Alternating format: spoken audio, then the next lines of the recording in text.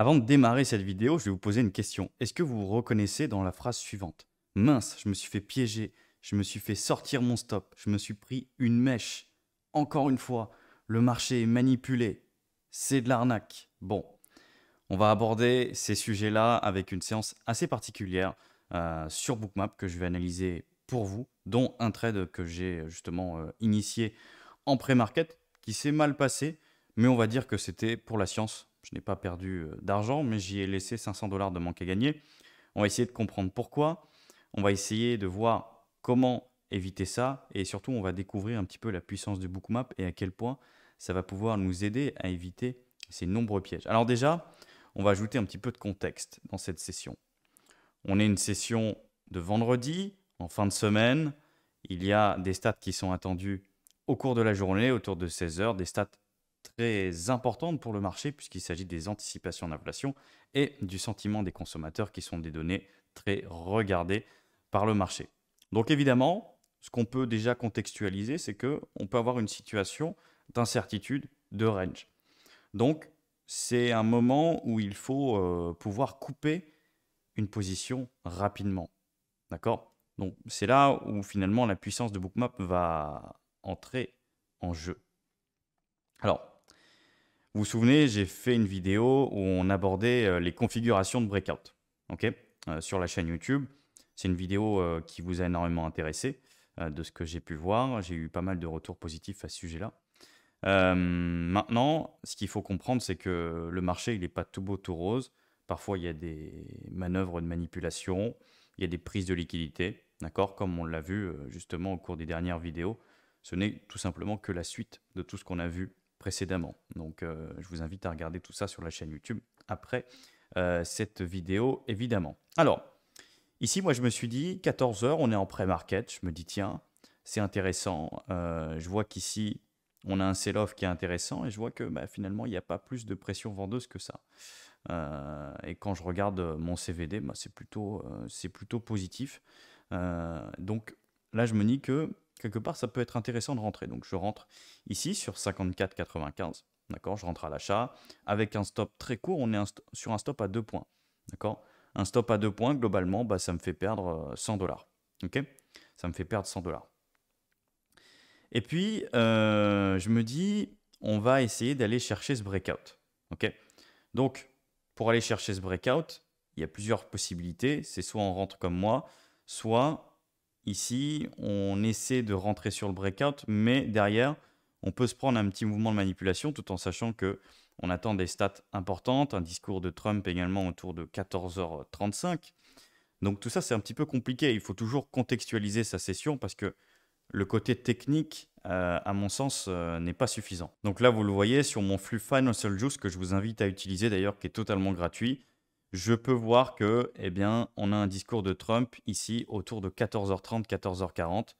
Donc évidemment, ça va créer beaucoup de mouvements sur le marché.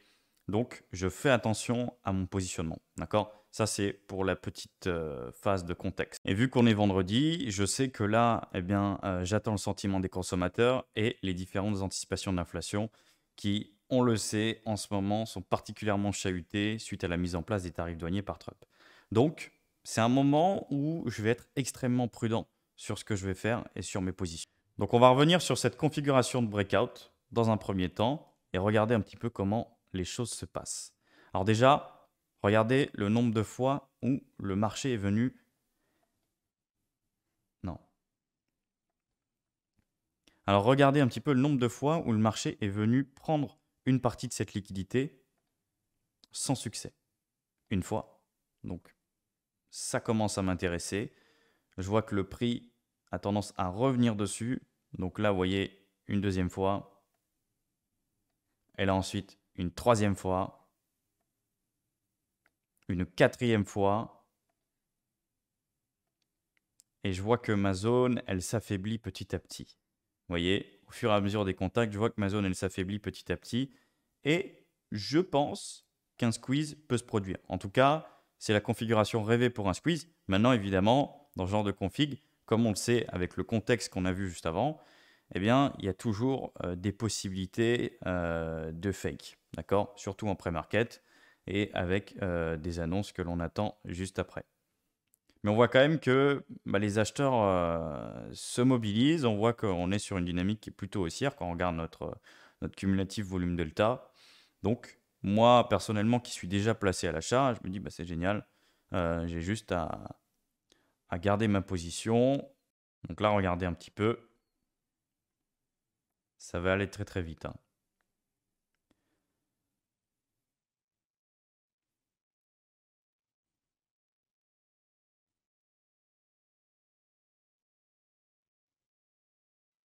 Là, les acheteurs sont en train de pousser, de pousser le prix. Et là, regardez la zone. Voilà, 5e contact. Et là, on constate une chose, c'est que là, les vendeurs ne se sont pas replacés, donc on a squeeze. Mais là, regardez ensuite, le mouvement après, il est très intéressant. Donc là, on va venir taper 55,03. Voilà, magnifique. On est venu taper 55,03.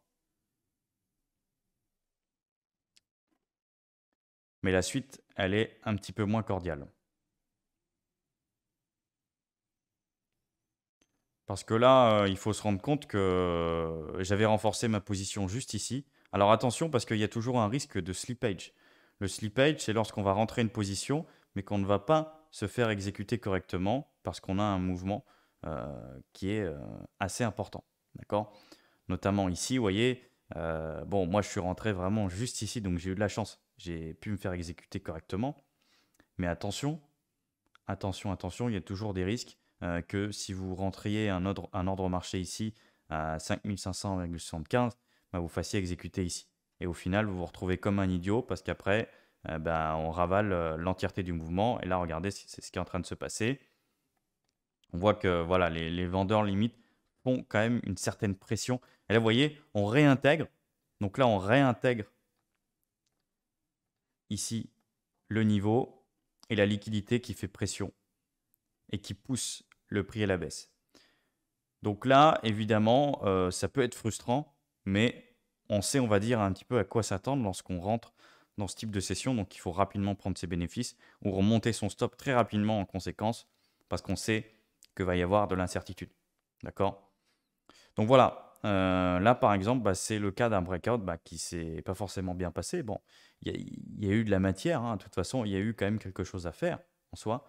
Techniquement parlant, voilà, il y a eu des signaux intéressants. On aurait pu exploiter quelque chose, c'est pas le problème. Mais toujours est-il que, eh bien, il faut que vous soyez précis en fait dans votre trading, surtout dans des conditions comme celle-ci. Ok. On va avancer un petit peu. On va regarder un peu ce qui s'est passé sur le restant de cette journée. Là, pareil, on revient encore une fois à l'assaut des 5500 points. Donc là, bon, c'est le discours de Trump. Là, vous voyez, on casse. Bon, là, c'était un petit peu moins évident à prendre. Surtout, bon, voilà, avec l'annonce de Trump, j'aurais préféré en fait payer autour de 54,93. En plus, moi, j'avais un support à 54,80 en fait pour contextualiser un petit peu. J'avais un niveau de support à 54,80 identifié sur le market profile. D'accord? Donc, c'est aussi pour ça que j'ai décidé de payer un petit peu plus bas et d'anticiper justement ce mouvement. Donc, voilà, ça c'est un petit peu le contexte. Donc là, vous voyez, on est un petit peu au milieu de nulle part, donc c'est un peu compliqué de travailler. Si on regarde le market profile, bon, vous voyez, on décompose un peu. On était ici, d'accord? On était autour d'ici, ok? Donc moi, ça m'a intéressé, mais bon, après, vous voyez, le prix n'a fait que de ranger pendant plusieurs heures, donc c'était un petit peu compliqué comme session à travailler. Moi, j'avais mon support à 54,80.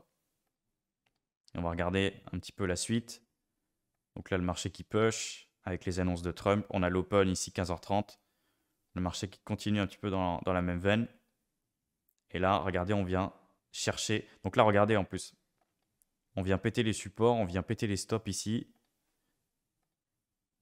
Tac. Et là, voilà, magnifique. Le prix qui pète les stops et qui rebondit pile sur 54,80, à savoir notre zone support. C'est pour ça, des fois, il ne faut pas forcément s'entêter, il faut suivre le plan de trading et finalement rester sur la zone qui était initialement prévue. D'accord? Même si ça demande un petit peu de patience, surtout un vendredi, après des stats qui sont particulièrement attendus. bon, c'est pas toujours simple et on peut avoir tendance finalement à faire un petit peu d'overtrading et à dévier un petit peu du plan. Et là, on voit que cette zone des 5500 points, qui a toujours finalement autant d'intérêt, hein, on voit que c'est une zone, regardez, qui réagit très très bien. Quand on décompose un petit peu, c'est comme ce que je vous ai dit dernièrement, Bookmap c'est intéressant et c'est encore plus intéressant lorsqu'on comprend quelles sont les zones de prix les plus intéressantes. Bon, ça se fait avec le market profile. Ça, c'est un petit peu le cœur de ma méthode, hein. Moi, le market profile, ça me sert à bien cadrer mes zones de support, résistance, etc. Et ensuite, prendre ma décision sur Bookmap. D'accord? Moi, le fondement de ma méthode, il est là et c'est simple. Il n'y a rien de très compliqué. Il faut juste connaître les setups. Ça s'apprend, c'est comme tout. D'accord? Ça demande de se faire accompagner. Pour ceux que ça intéresse, vous pouvez évidemment vous inscrire à l'accompagnement. Voilà, la publicité est terminée. Donc 5500 points, voilà, qui a très très bien agi. Résistance, support, support, support, et le prix repart à la hausse. Voilà, c'est quand même magique. Et là, on vient taper les 5550 points. Voilà, donc ça peut être des sessions qui peuvent être un petit peu compliquées à travailler, et je le comprends. Ça demande d'être un petit peu technique, d'être fin dans ce qu'on fait. D'accord? Ça demande de cadrer les meilleures zones et d'éviter de se faire avoir un petit peu comme un pingouin. Mais pour cela, il faut avoir une méthode de travail et respecter son plan de trading. Parce que sinon, bah évidemment, des situations comme le breakout qu'on a vu en tout début, mais finalement, ça peut créer de la frustration. On peut se dire, bon, bah mince, j'ai loupé quand même un beau trade, je suis mauvais. Non, c'est pas que vous êtes mauvais, c'est juste que le contexte est un peu compliqué. Donc évidemment, le prix va avoir des réactions un petit peu particulières à l'annonce de certaines news, etc. C'est tout à fait normal. C'est tout à fait normal.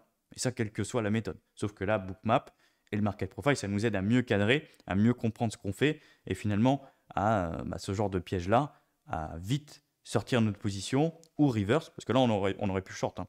Ici, j'aurais largement pu short au lieu de simplement de me faire péter mon stop et d'être à zéro finalement. Voilà, parce que c'est le cas. D'accord? Je suis rentré ici, j'ai renforcé ici. Finalement, je me suis fait sortir ici sur mon PRU, quoi, tout simplement.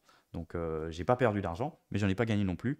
Et le manque à gagner sur le pic ici, bah, il est de 500 $. Voilà. Donc, à la rigueur, c'est pas très grave. Il faut vite passer à autre chose dans ce genre de cas de figure.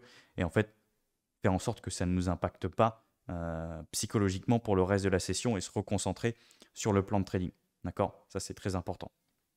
Quitte à lâcher le marché pendant quelques heures, à attendre un point d'entrée stratégique, d'accord? Parce que c'est ça le but, on est là pour être stratège, d'accord? On n'est pas là pour prendre le maximum de positions, peu importe que vous tradiez avec Bookmap ou avec une autre méthode finalement. Il faut que vous attendiez des points d'entrée stratégiques. Moi, en tout cas, c'est ce que je fais.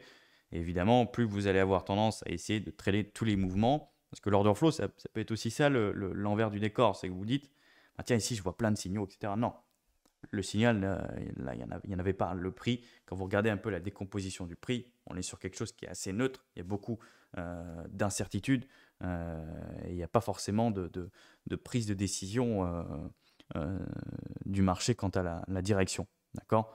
On est encore dans une phase, ce qu'on appelle un marché qui est balancé. D'accord? Un marché qui est équilibré. OK? Et on le voit bien lorsqu'on regarde un petit peu le market profile. On voit qu'on était sur quelque chose ici qui était particulièrement équilibré, avec beaucoup de volume ici. Vous voyez, bon, voilà. Et ensuite, après, bon, bah, le marché est venu à l'assaut des 5550 points. Voilà. Un gros point d'inflexion, d'ailleurs, qui risque de casser d'ici peu de temps, d'ailleurs, je pense. Donc, j'espère que cette vidéo, chers amis, vous a appris pas mal de choses, que ça va vous permettre d'améliorer certaines choses dans votre trading. Et si c'est le cas, n'hésitez pas à me le faire savoir, envoyez-moi un mail, dites-moi, bah voilà, moi ça s'est passé comme ça. J'aimerais aussi avoir votre retour un petit peu sur votre utilisation de Bookmap. Donc je vous remercie en tout cas de m'avoir suivi jusqu'au bout. Et puis ceux qui ont envie d'aller plus loin, rejoignez l'accompagnement dans la description de cette vidéo. Vous pouvez réserver un appel avec moi et je me ferai un plaisir de discuter avec vous, de voir un petit peu comment on peut travailler ensemble, si évidemment c'est possible.